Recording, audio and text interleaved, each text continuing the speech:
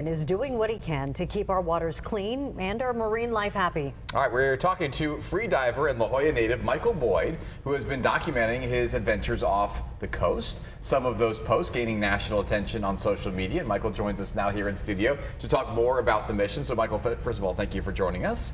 Tell us how you got into freediving and what exactly it is, because I know there's some people who do it as a sport to go straight down to absurd depths. What is it exactly that you do with freediving? For me, freediving started actually when I was surfing. So I've been surfing for over 10 years, and I'd be riding these really beautiful waves. I'd look down and see a whole different world, you know, seagrass, leopard sharks, stingrays, all that fun stuff. So I'd throw on a mask and just started holding my breath and going down. And with time, I brought my camera down, and I've just been recording all my dives ever since. And I just go down to do underwater videography. And you also collect trash when you're down there as well, don't you? You kind of, I mean, it's something that you see all the time. It's unfortunate, but how much trash do you actually collect when you go down?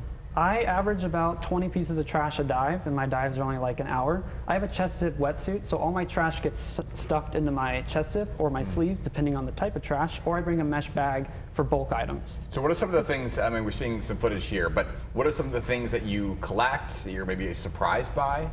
A lot of fishing weights, a lot of discarded fishing line, balloon strings, balloons. When people let go of their balloons, they end up in the ocean, and I find them in the kelp beds. What effect does that have on animals that you've seen? Personally, I've seen harbor seals and sea lions play with this trash. I've seen them wrap it around their head.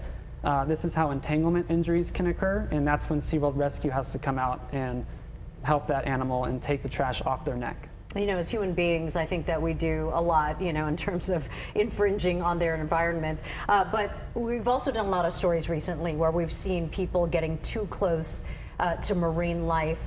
What have you found and what have you seen with people doing that, and what do you think of that? I think every time I go to the Cove, there's always someone getting too close. There's an organization called San Diego SEAL Society, at SD SEAL Society on Instagram. They're a team of volunteer docents. They help educate the people that go to our beaches, tell them the recommended distance, which is 50 feet. You should always stay away from marine life, especially seals and sea lions. Well, what about you, though? You're under there and you're in the water with them. I'm sure a lot of them come up to you because they're curious. What do you do, I guess, when you're interacting with them? When a marine mammal approaches me, I try to stay absolutely still.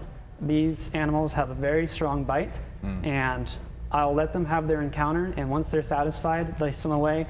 I go my separate way. Sometimes they'll come back and grab me on the leg, though, then I have to stop again. What's the toughest situation you've fallen into, or maybe the most magical? The most magical and also the toughest was when I was taking a video of a kelpfish, this beautiful green kelpfish, and a seal grabbed the back of my leg. Is this what we're looking at right now? This was a different instance, but in this time when the seal was on my back of my leg, I didn't know if it was a seal or not or something, so I turn around and see this dark blob, and the visibility was not that good, and I looked a little closer and it was a seal, and I was out of breath, so I had to go up, and that breaks my rule of not moving when these seals come over. So I slowly kicked with my other leg, and the seal held onto my leg as I went up, and we took a breath together at the surface. So this is magical, not terrifying. Terrifying in a sense where I needed air really bad, but magical that we took our air break at the same time. And then back down you went? And back down I went. Wow, what a cool thing. Now, there is the sport of freediving. Right, that's nuts. I mean, right? I mean, it's like these people go down. Depths. They hold their breath. You can hold your breath for how long?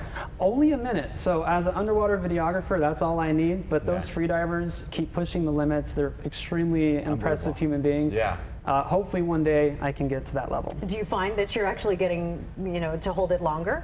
Yes, my current record is only 1 minute and 5 seconds, but to me that's a lot.